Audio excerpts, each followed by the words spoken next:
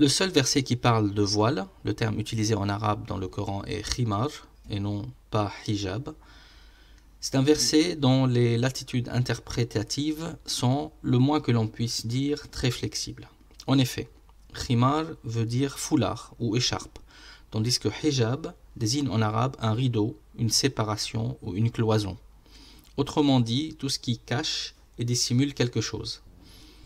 Par ailleurs, le message spirituel dans son ensemble ne semble pas donner trop d'importance à ce détail, que d'autres ont choisi comme étant le marqueur de l'islam par excellence. Le verset concerné énonce ce qui suit.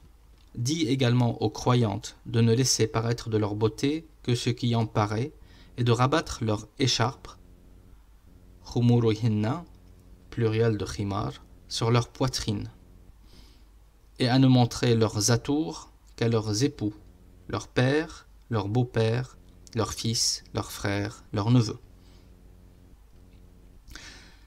Cependant, on peut remarquer que le verset qui a été le plus souvent utilisé pour prouver l'obligation de voiler les femmes et dans lequel on retrouve le terme hijab est celui qui affirme « Ô croyants, n'entrez pas dans les demeures du prophète que si vous êtes invités. Quand vous demandez quelque chose aux épouses du prophète, faites-le derrière un voile hijab. » Or, ce verset concerne uniquement les épouses du prophète, puisqu'il est demandé aux croyants de respecter la vie privée de ce dernier dans son intimité. Le hijab n'a donc absolument rien à voir avec une quelconque tenue islamique des femmes. Il s'agit plutôt d'un symbole de séparation entre la vie publique et la vie privée du temps du prophète, et qui a eu pour but la consécration de ses épouses en mères des croyants. Force est de constater qu'il y a eu bien là un glissement sémantique entre khimar et hijab, qui s'est forgé avec l'idéologie de l'islam politique. Et c'est bien ce qui s'est passé avec ce hijab forcé que l'on voulut à tout prix imposer aux femmes musulmanes en le transposant volontairement dans le registre de l'éthique corporelle en islam afin de justifier l'enfermement des femmes musulmanes. On a donc imposé le hijab aux femmes musulmanes, le voile au sens de séparation, afin de bien indiquer à ces dernières où était leur place dans la société, autrement dit, afin de les cantonner, soi-disant au nom de l'islam, dans la relégation et dans l'ombre, loin de la sphère socio-politique.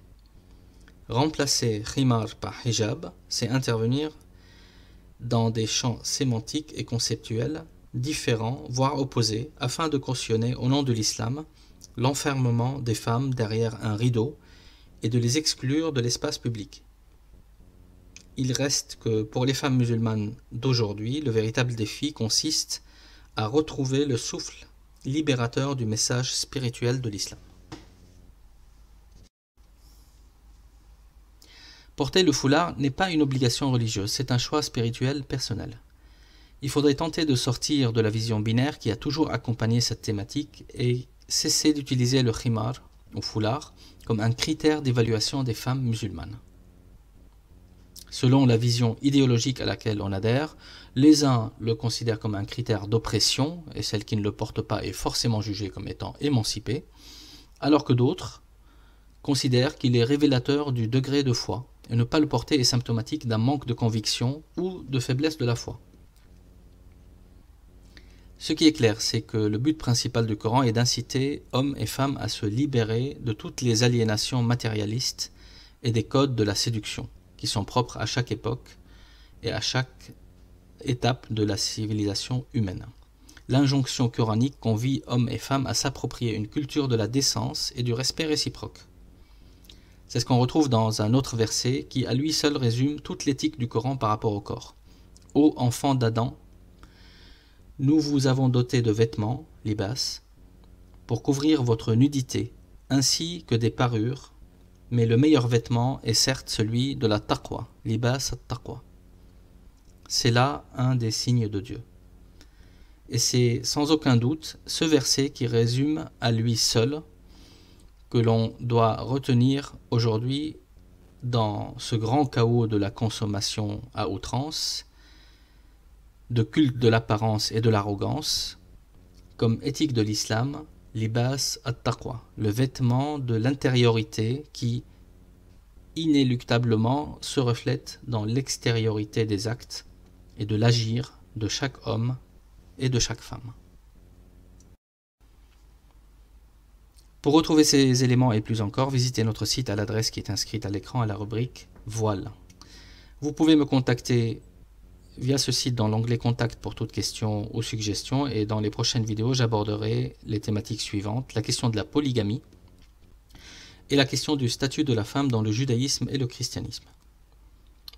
Pour rester informé de la disponibilité des prochaines vidéos, vous pouvez bien sûr vous abonner à la chaîne, et si le contenu vous a plu, diffusez ces vidéos auprès des gens que vous aimez.